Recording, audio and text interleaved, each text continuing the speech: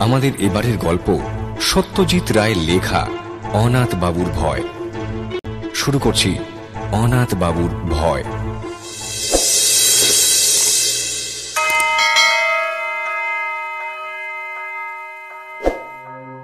অনাথ বাবুর সঙ্গে আমার আলাপ ট্রেনের কামরায়। আমি যাচ্ছিলাম রঘুনাথপুর হাওয়া বদলের জন্য। কলকাতায় খবরের কাগজের অফিসে চাকরি করি। গত কমাস ধরে কাজের চাপে দম বন্ধ হওয়ার উপক্রম হয়েছিল। তাছাড়া আমার লেখার শখ, তুই একটা গল্পের প্লটও মাথায় ঘুরছিল, কিন্তু এত কাজের মধ্যে কি আর লেখার ফুরসাত জোটে? তাই আর 7-5 না ভেবে 10 দিনের পাওয়া ছুটি আর দিস্তেখানে কাগজ নিয়ে বেরিয়ে পড়লাম। এত জায়গা থাকতে রঘুনাথপুর কেন? তার অবশ্যই একটা কারণ আছে। ওখানে বিনা খরচায় থাকার একটা ব্যবস্থা জুটে গেছে। আমার কলেজের সহপাঠী বীরেন বিশ্বাসের পৈতৃক বাড়ি রয়েছে রঘুনাথপুরে। কফি হাউসে বসে ছুটিতে কোথায় যাওয়া যায় এই আলোচনা প্রসঙ্গে বীরেন খুব খুশি হয়ে ওর বাড়িটা অফার করে বলল, আমিও যেতুম, কিন্তু আমার এদিকে ঝামেলা বুঝতেই তো পারছিস। তবে তোর কোনোই অসুবিধে হবে না। আমাদের 50 বছরের পুরনো চাকর ভরত দাস রয়েছে ও বাড়িতে, ওই তোর দেখাশুনো করবে। তুই চলে যা। গাড়িতে যাত্রী ছিল অনেক। আমার বেঞ্চিতে আমারই পাশে বসেছিলেন অনাথ বন্ধু মিত্র। বেটেখাটো মানুষটি বছর 50 আন্দাজ বয়স। মাঝখানে টেরি কাটা কাঁচা পাকা চুল, চোখের চাহনি তীক্ষ্ণ, আর ঠোঁটের কোণে এমন একটা ভাব যেন মনের আনাচে কানাচে সদাই কোনো মজার চিন্তা ঘোরাফেরা করছে। পোশাক আশাকের ব্যাপারেও একটা বিশেষত্ব লক্ষ্য করলাম। ভদ্রলোককে হঠাৎ দেখলে মনে হবে তিনি যেন 50 বছরের পুরনো কোনো নাটকের চরিত্র অভিনয় করবার জন্য সেজে গুজে তৈরি হয়ে এসেছেন। ওরকম কোট, ও ধরনের শার্টের কলার, ওই চশমা, আর বিশেষ করে ওই বুট জুতো, এসব আর আজকালকার দিনে কেউ পরে না। অনাথবাবুর সঙ্গে আলাপ করে জানলাম তিনিও রঘুনাথপুর যাচ্ছেন। কারণ জিজ্ঞেস করাতে কেমন যেন অন্যমনস্ক হয়ে পড়লেন। কিংবা এও হতে পারে যে ট্রেনের শব্দে তিনি আমার প্রশ্ন শুনতেই পাননি।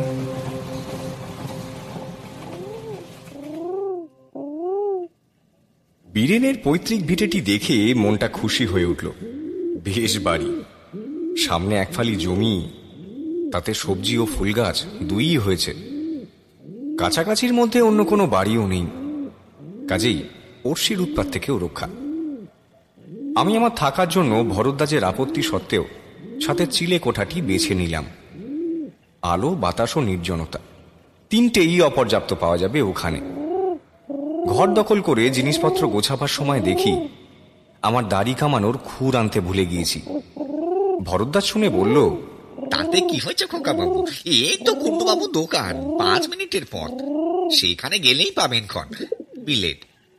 বিকেল 4টে নাগাদ চাটা খেয়ে কুন্ডুবাবুর দোকানের উদ্দেশ্যে বেরিয়ে পড়লাম। গিয়ে দেখি সেটি একটি ভালো আড্ডার জায়গা। দোকানের ভিতর 2টি বেঞ্চিতে বসে 5-7টি প্রৌঢ় ভদ্রলোক রীতিমতো গল্প জমিয়েছেন। তাদের মধ্যে একজন আবার বেশ উত্তেজিতভাবে বলছেন, আরে বাপু, এ সব তো আর শোনা কথা নয়, এ আমার নিজের চোখে দেখা। আর 30 বছর হয়ে গেল বলেই কি সব মন থেকে মুছে গেল? এসব স্মৃতি অত সহজে ভুলবার নয়। আর বিশেষ করে যখন হলধর দত্ত ছিল আমার অন্তরঙ্গ বন্ধু, তার মৃত্যুর জন্য আমি যে কিছু অংশে দায়ী সে বিশ্বাস আমার আজও যায়নি। আমি এক প্যাকেট 7 o'clock কিনে আরো 2-1টা অবান্তর জিনিসের খোঁজ করতে লাগলাম। ভদ্রলোক বলেই চললেন, ভেবে দেখুন, আমারই বন্ধু আমার সঙ্গে মাত্র 10 টাকা বাজি ধরে রাত কাটাতে গেল ওই উত্তর পশ্চিমের ঘরটাতে। পরের দিন ফেরে না। শেষটায় আমি, জিতেন বক্সি, হরিচরণ শাহ আর আরো 3-4 জন কে ছিল ঠিক মনে নেই, গেলুম হালদার বাড়িতে হলধরের খোঁজ করতে। গিয়ে দেখি বাপু ওই ঘরের মেঝেতে হাত পা ছড়িয়ে মরে কাঠ হয়ে আছেন। তার চোখ চাওয়া, দৃষ্টি কড়ি কাঠের দিকে, আর সেই দৃষ্টিতে ভয়ের যা নমুনা দেখলুম, তাতে ভূত ছাড়া আর কি ভাববো বলুন? গায়ে কোনো ক্ষতচিহ্ন নেই, বাঘের আঁচড় নেই, সাপের ছোবল নেই, কিচ্ছু নেই। আপনারাই বলুন এখন কি বলবেন। আরো মিনিট পাঁচেক দোকানে থেকে আলোচনার বিষয়টি সম্পর্কে মোটামুটি একটা ধারণা হলো। ব্যাপারটা এই, রঘুনাথপুরের দক্ষিণ প্রান্তে হালদার বাড়ি বলে একটি 200 বছরের পুরনো ভগ্নপ্রায় জমিদারি প্রাসাদ আছে। সেই প্রাসাদে বিশেষ করে তার দোতলার উত্তর পশ্চিম কোণের একটি ঘরে নাকি অনেক কালের পুরনো একটি ভূতের আনাগোনা আছে। অবশ্য সেই 30 বছর আগে ভবতোষ মজুমদারের বন্ধু হলধর দত্তের মৃত্যুর পর আজ অবধি নাকি কেউ সে বাড়িতে রাত কাটায়নি। কিন্তু তাও রঘুনাথপুরের বাসিন্দারা ভূতের অস্তিত্ব মনে প্রাণে বিশ্বাস করে বেশ একটা রোমাঞ্চ অনুভব করে। আর বিশ্বাস করার কারণও আছে যথেষ্ট। একে তো হলধর দত্তের রহস্যজনক মৃত্যু, তার উপর এমনিতেই হালদার বংশের ইতিহাসে নাকি খুন খারাপি, আত্মহত্যা ইত্যাদি অনেক নজির পাওয়া যায়। মনে মনে হালদার বাড়ি সম্পর্কে বেশ খানিকটা কৌতূহল নিয়ে দোকানের বাইরে এসেই দেখি আমার ট্রেনের আলাপি অনাথ বন্ধু মিত্র মশাই হাসি হাসি মুখ করে দাঁড়িয়ে আছেন। আমায় দেখে বললেন, শুনছিলেন ওদের কথাবার্তা? বললাম, তা কিছুটা শুনেছি। বিশ্বাস হয়? কি ভূত? হ্যাঁ। ব্যাপার কি জানেন, ভূতের বাড়ির কথা তো অনেকই শুনলাম, কিন্তু সেসব বাড়িতে থেকে নিজের চোখে ভূত দেখেছে এমন লোক তো কই আজ অব্দি একটিও মিট করলাম না। তাই ঠিক একবার দেখে আসবেন নাকি? কি বাড়িটা দেখে আসবো মানে? বাইরে থেকে আর কি, বেশি দূর তো নয়, বড় জোর মাইল খানেক। এই রাস্তা দিয়ে সোজা গিয়ে জোড়াশিবের মন্দির ছাড়িয়ে ডান হাতি রাস্তায় ঘুরেই পোয়াটাক পথ। ভদ্রলোককে বেশ ইন্টারেস্টিং লাগছিল। আর তাছাড়া এত তাড়াতাড়ি বাড়ি ফিরে গিয়ে কি করব, তাই চললাম তার সঙ্গে। হালদারদের বাড়িটা দূর থেকে দেখা যায় না, কারণ বাড়ির চারপাশে বড় বড় গাছের জঙ্গল। তবে বাড়ির গেটের মাথাটা দেখা যেতে থাকে পৌঁছানোর 10 মিনিট আগে থেকে। বিরাট ফটক, মাথার উপর ভগ্নপ্রায় নহবতখানা। ফটকের ভিতর দিয়ে বেশ খানিকটা দূর রাস্তা গিয়ে তবে সদর দাঁড়ান। 2-3টে মূর্তি আর ফোয়ারার ভগ্নাবশেষ দেখে বুঝলাম যে বাড়িটা আর ফটকের মাঝখানের এই জায়গাটা আগে বাগান ছিল। বাড়িটি অদ্ভুত, কারুকার্যের কোনো বাহার নেই তার কোনো জায়গায়। কেমন যেন একটা বেঢপ চৌকো চৌকো ভাব। বিকেলের পরন্ত রোদ এসে পড়েছে তার শ্যাওলাবৃত দেয়ালে। মিনিট খানিক চেয়ে থাকার পরে অনাথবাবু বললেন, আমি যতদূর জানি রোদ থাকতে ভূত বেরোয় না। তারপর আমার দিকে চেয়ে চোখ টিপে বললেন, একবার চট করে সেই ঘরটা দেখে এলে হতো না? সেই উত্তর পশ্চিমের ঘর, যে ঘরে? হ্যাঁ, যে ঘরে হলধর দত্তের মৃত্যু হয়েছিল। ভদ্রলোকের তো এসব ব্যাপারে দেখছি একটু বাড়াবাড়ি রকমের আগ্রহ। অনাথবাবু বোধহয় আমার মনের ভাবটা আঁচ করতে পেরেই বললেন, খুব আশ্চর্য লাগছে না? আসলে কি জানেন, আপনাকে বলতে দ্বিধা নেই, আমার রঘুনাথপুর আসার একমাত্র কারণই হলো ওই বাড়িটা। বটে? আজ্ঞে হ্যাঁ, ওটা যে ভূতের বাড়ি, আমি কলকাতায় থাকতে সে খবরটা পেয়ে ওই ভূতটিকে দেখব বলে এখানে এসেছি। আপনি সেদিন ট্রেনে আমায় আসার কারণটা জানতে চাইলেন। আমি উত্তর না দিয়ে অভদ্রতা করলাম বটে, কিন্তু মনে মনে স্থির করেছিলাম যে উপযুক্ত সময় এলে, অর্থাৎ আপনি কিরকম লোক সেটা একটু জেনে নিয়ে আসল কারণটা নিজে থেকেই বলবো। কিন্তু তাই বলে ভূতের পেছনে ধাওয়া করে একেবারে কলকাতা ছেড়ে? বলছি ব্যস্ত হবেন না। আমার কাজটা সম্বন্ধেই তো বলা হয়নি এখনো আপনাকে। আসলে আমি ভূত সম্পর্কে একজন বিশেষজ্ঞ।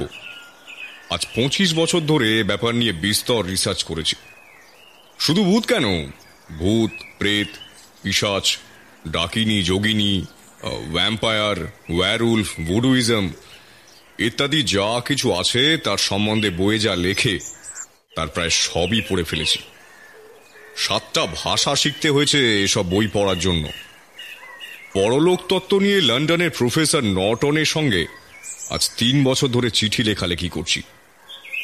আমার লেখা প্রবন্ধ বিলেতের সব নাম করা কাগজে বেরিয়েছে। আপনার কাছে বড়াই করে কি লাভ? তবে এটুকু বলতে পারি যে এ দেশে এ ব্যাপারে আমার চেয়ে বেশি জ্ঞানী লোক বোধহয় আর নেই।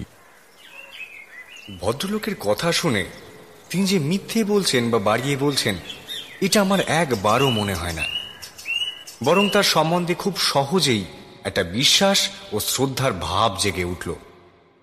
অনাথবাবু একটুক্ষণ চুপ করে থেকে বললেন, ভারতবর্ষের অন্তত 300 ভূতের বাড়িতে আমি রাত কাটিয়েছি। বলেন কি? হ্যাঁ, আর সেসব কিরকম কিরকম জায়গা জানেন? এই ধরুন জব্বলপুর, কাশিয়ং, চেরাপুঞ্জি, কাঁথি, কাটোয়া, যোধপুর, আজিমগঞ্জ, হাজারিবাগ, সিউড়ি, বারাসাত, আর কত চাই। 56টা ডাক বাংলো আর কম করে 30টা নীলকুঠিতে আমি রাত্রি যাপন করেছি। এছাড়া কলকাতা ও তার কাছাকাছির মধ্যে অন্তত 50খানা বাড়ি তো আছেই। কিন্তু অনাথবাবু থেমে গেলেন, তারপরে ধীরে ধীরে মাথা নেড়ে বললেন, ভূত আমায় ফাঁকি দিয়েছে। হয়তো ভূতকে যারা চায় না, ভূত তাদের কাছেই আসে। আমি বারবার হতাশ হয়েছি। মাদ্রাজে ত্রিচিনপল্লীতে 150 বছরের পুরনো একটা সাহেবদের পরিত্যক্ত ক্লাব বাড়িতে ভূত একবার কাছাকাছি এসেছিল। কিরকম জানেন? অন্ধকার ঘর, 1 ফোঁটা বাতাস নেই। যতবারই মোমবাতি ধরাবো বলে দেশলাইট জ্বালাচ্ছি, ততবারই কে যেন ফুঁ দিয়ে নিভিয়ে দিচ্ছে। শেষটায় 13টা কাঠি নষ্ট করার পর বাতি জ্বলল এবং আলোর সঙ্গে সঙ্গেই ভূত বাবাজি সেই যে গেলেন, আর এলেন না। একবার কলকাতার ঝামাপুকুরের এক হানাবাড়িতেও একটা ইন্টারেস্টিং অভিজ্ঞতা হয়েছিল। আমার মাথায় তো এত চুল দেখছেন, অথচ এই বাড়ির একটা অন্ধকার ঘরে ভূতের অপেক্ষায় বসে থাকতে থাকতে মাঝরাত 3 নাগাদ হঠাৎ ব্রহ্মতালুর কাছটায় একটা মশার কামড় খেলাম। কি ব্যাপার? অন্ধকারে ভয়ে ভয়ে মাথায় হাত দিয়ে দেখি একটি চুলও নেই। একেবারে মসৃণ মাথা জোড়া টাক। এ কি আমারই মাথা, না অন্য কারুর মাথায় হাত দিয়ে নিজের মাথা বলে মনে করছি? কিন্তু মশার কামড়টা তো আমিই খেলাম। টর্চটা জেলে আয়নায় দেখি টাকের কোনো চিহ্ন মাত্র নেই। আমার যে চুল, সেই চুলই রয়েছে আমার মাথায়। ব্যাস, এই দুটি ছাড়া আর কোনো ভুতুড়ে অভিজ্ঞতা এত চেষ্টা সত্ত্বেও আমার হয়নি। তাই ভূত দেখার আশা একরকম ছেড়েই দিয়েছিল। এমন সময় একটা পুরনো বাঁধানো প্রবাসীতে রঘুনাথপুরের এই বাড়িটার একটা উল্লেখ পেলাম। তাই ঠিক করলাম একটা শেষ চেষ্টা দিয়েই আসব। অনাথবাবুর কথা শুনতে শুনতে কখন যে বাড়ির সদর দরজায় এসে পড়েছি সে খেয়াল ছিল না। ভদ্রলোক তার ট্যাগ ঘড়িটা দেখে বললেন, আজ 5:31 সূর্যাস্ত, এখন 5:15। চলুন, রোদ থাকতে থাকতে একবার ঘরটা দেখে আসি। ভূতের নেশাটা বোধহয় সংক্রামক, কারণ আমি অনাথবাবুর প্রস্তাবে কোনো আপত্তি করলাম না। বরঞ্চ বাড়ির ভিতরটা আর বিশেষ করে দোতলার ওই ঘরটা দেখার জন্য বেশ একটা আগ্রহ হচ্ছিল। সদর দরজা দিয়ে ঢুকে দেখি বিরাট উঠোন ও নাট মন্দির। 100-150 বছরে কত উৎসব, কত অনুষ্ঠান, কত পূজা পার্বণ, যাত্রা, কথকতা এইখানে হয়েছে, তার কোনো চিহ্ন আজ নেই। উঠোনের 3 দিকে বারান্দা, আমাদের ডাইনে বারান্দার যে অংশ, তাতে একটি ভাঙা পালকি পড়ে আছে এবং পালকিটি ছাড়িয়ে হাত 10 গিয়েই দোতলায় যাওয়ার সিঁড়ি। সিঁড়িটা এমনই অন্ধকার যে উঠবার সময় অনাথবাবুকে তার কোটের পকেট থেকে একটি টর্চ বার করে জ্বালাতে হলো। প্রায় অদৃশ্য মাকড়সার জালের বুহ ভেদ করে কোনো রকমে দোতলায় পৌঁছানো গেল। মনে মনে বললাম, এ বাড়িতে ভূত থাকা অস্বাভাবিক নয়। দোতলার বারান্দায় দাঁড়িয়ে হিসেব করে দেখলাম, বাঁ দিক দিয়ে সোজা চলে গেলে ওই যে ঘর, ওটাই হলো উত্তর পশ্চিমের ঘর। অনাথবাবু বললেন, সময় নষ্ট করে লাভ নেই, চলুন এগোই। এখানে বলে রাখি, বারান্দায় কেবল একটি জিনিস ছিল, সেটি একটি ঘড়ি, যাকে বলে গ্র্যান্ডফাদার ক্লক। কিন্তু তার অবস্থা খুবই শোচনীয়। কাঁটা নেই, বড় কাঁটাটিও উধাও। পেন্ডুলামটি ভেঙে কাত হয়ে পড়ে আছে। উত্তর পশ্চিমের ঘরের দরজাটি ভেজানো ছিল। অনাথবাবু যখন তার ডান হাতের তর্জনী দিয়ে সন্তর্পণে ঠেলে দরজাটি খুলছিলেন, তখন বিনা কারণেই আমার গাটা ছমছম করছিল।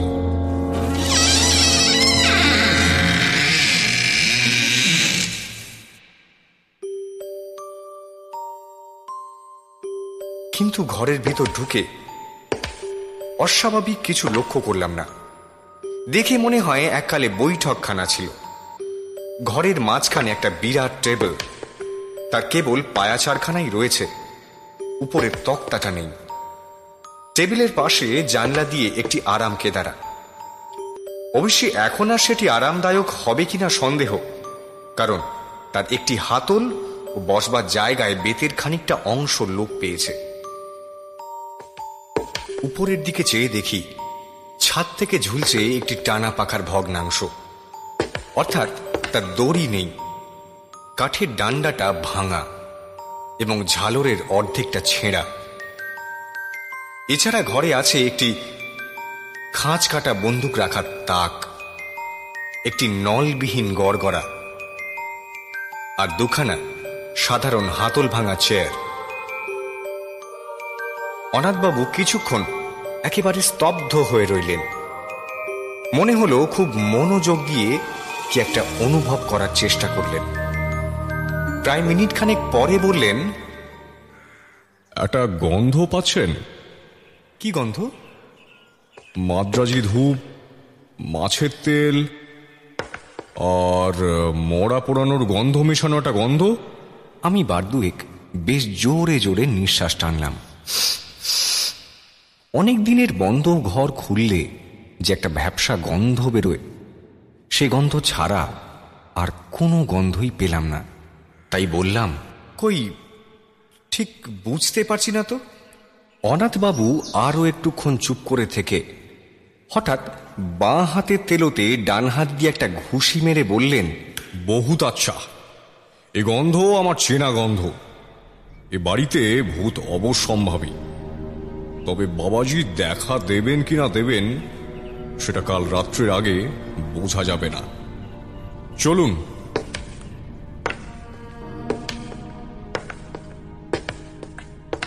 অনাথবাবু স্থির করে ফেললেন যে পরদিনই তাকে এই ঘরে রাত্রিবাস করতে হবে। ফেরার পথে বললেন, আজ থাকলুম না, কারণ কাল অমাবস্যা, ভূতের পক্ষে সবচেয়ে প্রশস্ত তিথি। তাছাড়া দু একটি জিনিস সঙ্গে রাখা দরকার, সেগুলো বাড়িতে রয়ে গেছে, কাল নিয়ে আসব। আজ সার্ভেটা করে গেলুম আর কি। ভদ্রলোক আমায় বাড়ি অবধি পৌঁছে দিয়ে বিদায় নেওয়ার সময় গলাটা একটু নামিয়ে বললেন, আর কাউকে আমার এই প্ল্যানের কথাটা বলবেন না যেন। যা ভয় আর যা প্রেজুডিস এদের, জানলে পরে হয়তো বাধা টাধা দিয়ে আমার এই প্ল্যানটাই ভেস্তে দেবে। আর হ্যাঁ, আরেকটা কথা, আপনাকে আমার সঙ্গে যেতে বললুম না বলে কিছু মনে করবেন না। এইসব ব্যাপার বুঝলেন কি না, একা না হলে ঠিক জুৎসই হয় না।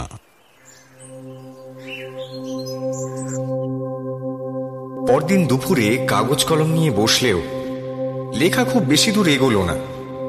মন পড়ে রয়েছে হালদার বাড়ির ওই উত্তর পশ্চিমের ঘরটায়। আর রাত্রে অনাথবাবুর কি অভিজ্ঞতা হবে সেই নিয়ে একটা অশান্তি আর উদ্বেগ রয়েছে মনের মধ্যে। বিকেলে অনাথবাবুকে হালদার বাড়ির ফটক অবধি পৌঁছে দিলাম।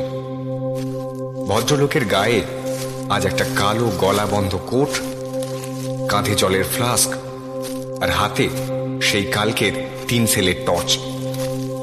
ফটক দিয়ে ঢুকবার আগে কোটের 2 পকেটে 2 হাত ঢুকিয়ে 2টো বোতল বের করে আমায় দেখিয়ে বললেন, এই দেখুন, এটিতে রয়েছে আমার নিজের ফর্মুলায় তৈরি তেল।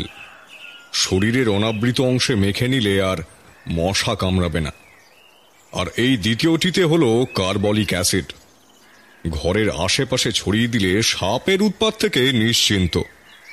এই বলে বোতল 2টো পকেটে পুরে টর্চটা মাথায় ঠেকিয়ে আমার একটা সেলাম ঠুকে ভদ্রলোক বুট জুতো খটখটিয়ে হালদার বাড়ির দিকে চলে গেলেন। রাত্রে ভালো ঘুম হলো না। ভোর হতে না হতে ভরদ্বাজকে বললাম আমার থার্মস ফ্লাস্কে 2জনের মতো চা ভরে দিতে। চা এলে পর ফ্লাস্কটিকে নিয়ে আবার হালদার বাড়ির উদ্দেশ্যে রওনা দিলাম। হালদার বাড়ির ফটকের কাছে পৌঁছে দেখি চারিদিকে কোনো সারা শব্দ নেই। অনাথবাবুর নাম ধরে ডাকবো না শটান দোতলায় চলে যাব তাই ভাবছি। এমন সময় হঠাৎ শুনতে পেলাম, ও মশাই, এই যে এদিকে। এবার দেখতে পেলাম অনাথবাবুকে প্রাসাদের পূব দিকে জঙ্গলের ভিতর থেকে বেরিয়ে আমার দিকে হেঁটে আসছেন। তাকে দেখে মোটেই মনে হয় না যে রাত্রে তার কোনো ভয়াবহ বা অস্বাভাবিক অভিজ্ঞতা হয়েছে।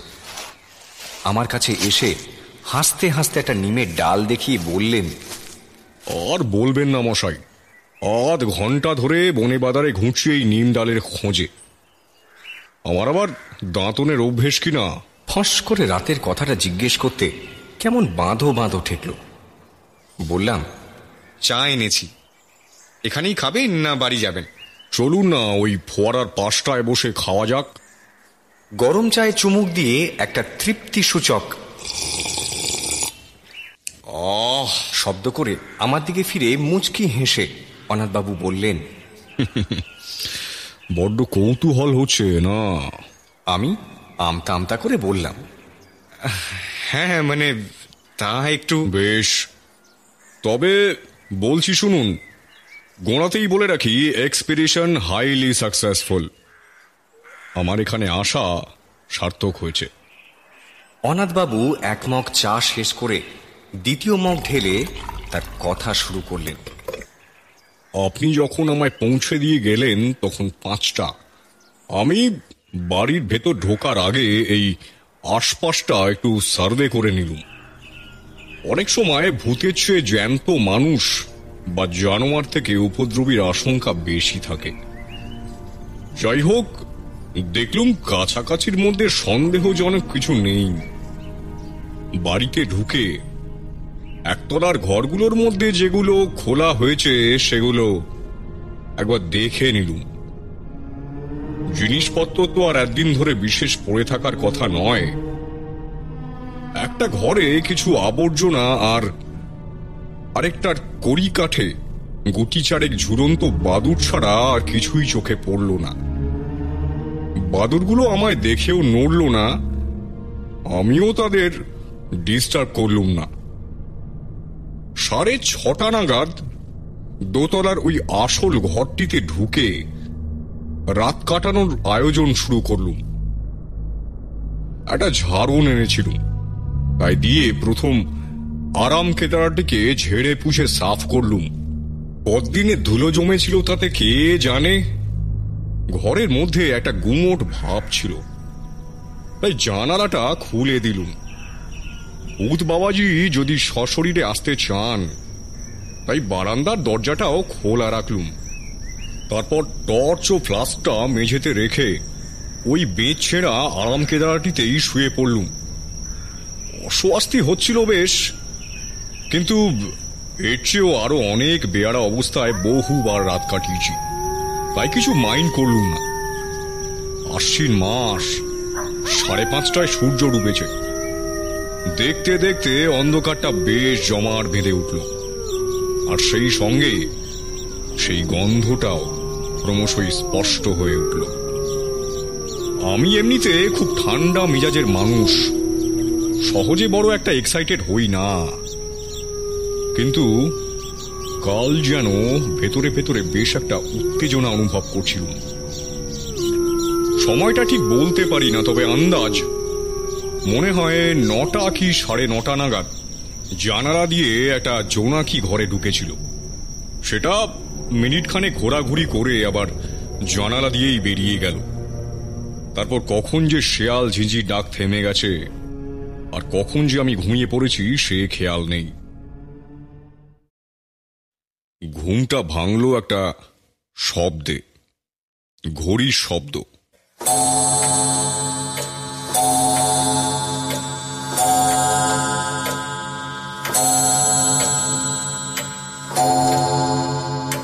ঢং ঢং ঢং করে 12টা বাজল। মিঠে অথচ বেশ জোর আওয়াজ, জাত ঘড়ির আওয়াজ, আর সেইটা আসছে বাইরের বারান্দা থেকে।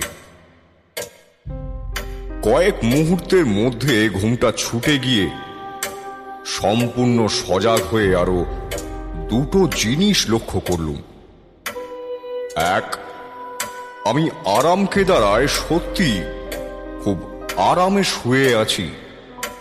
ছেঁড়াটা তো নেই, বরং উল্টে আমার পিঠের তলায় কে যেন একটা বালিশ গুঁজে দিয়ে গেছে।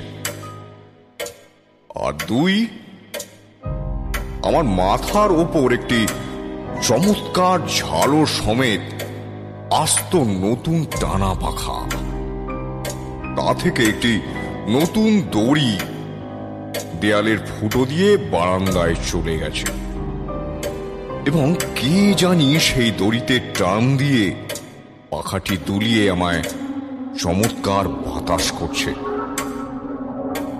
আমি অবাক হয়ে সব দেখছি আর উপভোগ করছি।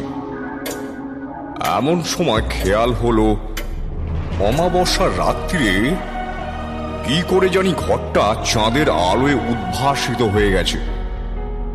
তারপর নাকে এলো একটা চমৎকার গন্ধ। পাশে ফিরে দেখি কে জানি একটি আলবোলা রেখে গেছে, এবং তা থেকে ভুর ভুর করে বেরোচ্ছে একেবারে সেরা অম্বুরি তামাকের গন্ধ। অনাথবাবু একটু থামলেন, তারপর আমার দিকে ফিরে হেসে বললেন, বেশ মনোরম পরিবেশ নয় কি? আমি বললাম, শুনে তো ভালোই লাগছে। আপনার রাতটা তাহলে মোটামুটি আরামেই কেটেছে। আমার প্রশ্ন শুনে অনাথবাবু হঠাৎ গম্ভীর হয়ে গেলেন। খানিকক্ষণ অপেক্ষা করে আমি আর ধৈর্য রাখতে না পেরে বললাম, তাহলে সত্যিই কি আপনার কোনো ভয়ের কারণ ঘটেনি? ভূত কি আপনি দেখেননি? অনাথবাবু আবার আমার দিকে চাইলেন। এবার কিন্তু আর ঠোঁটের কোণে সে হাসিটা নেই। ধরা গলায় ভদ্রলোকের প্রশ্ন এলো, পরশু যখন আপনি ঘরটায় গেলেন তখন কড়ি কাঠের দিকটা ভালো করে লক্ষ্য করেছিলেন কি? আমি বললাম, তেমন ভালোভাবে তো দেখিনি বোধহয়। কেন বলুন তো? অনাথবাবু বললেন, ওখানে একটা বিশেষ ব্যাপার রয়েছে, সেটা না দেখলে বাকি ঘটনাটা বোঝাতে পারবো না। চলুন। অন্ধকার সিঁড়ি দিয়ে উঠতে উঠতে অনাথবাবু শুধু একটি কথা বললেন, আমার আর ভূতের পেছনে ধাওয়া করতে হবে না সীতেশবাবু, কোনোদিনও না। সে শখ মিটে গেছে। বারান্দা দিয়ে যাওয়ার পথে ঘড়িটার দিকে চেয়ে দেখলাম সেই রকমই ভাঙা অবস্থা। ঘরের দরজার সামনে পৌঁছে অনাথবাবু বললেন, চলুন। দরজাটা ভেজানো ছিল। আমি হাত দিয়ে ঠেলে ঘরের মধ্যে ঢুকলাম।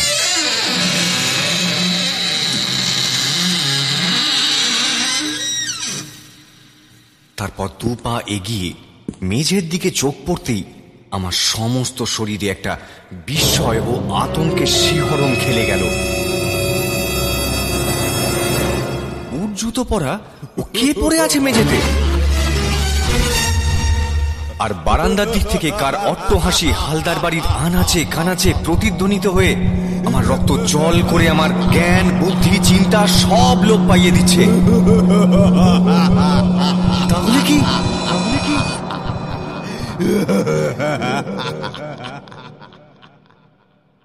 আর কিচ্ছু মনে নেই আমার।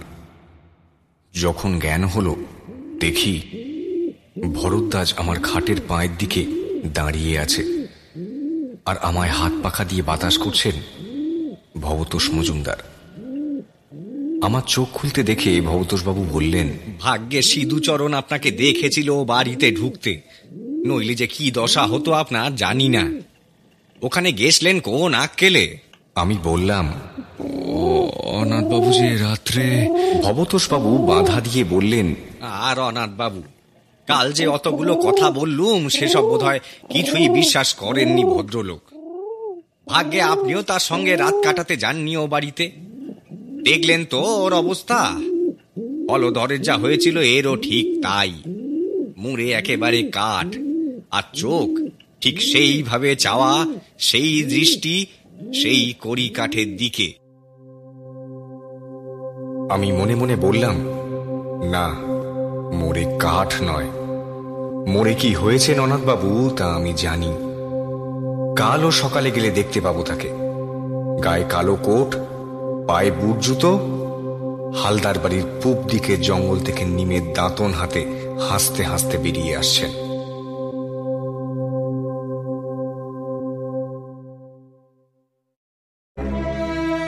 আপনারা শুনলেন গল্পওয়ালার প্রযোজনায় সত্যজিৎ রায়ের কাহিনী অনাথ বাবুর ভয় অবলম্বনে শ্রুতি গল্প। এরকম আরো অনেক শ্রুতি গল্পের সম্ভার নিয়ে আমরা আপনাদের কাছে আবার ফিরে আসব। অপেক্ষায় থাকুন, শুনতে থাকুন গল্পওয়ালার শ্রুতি কাহিনী।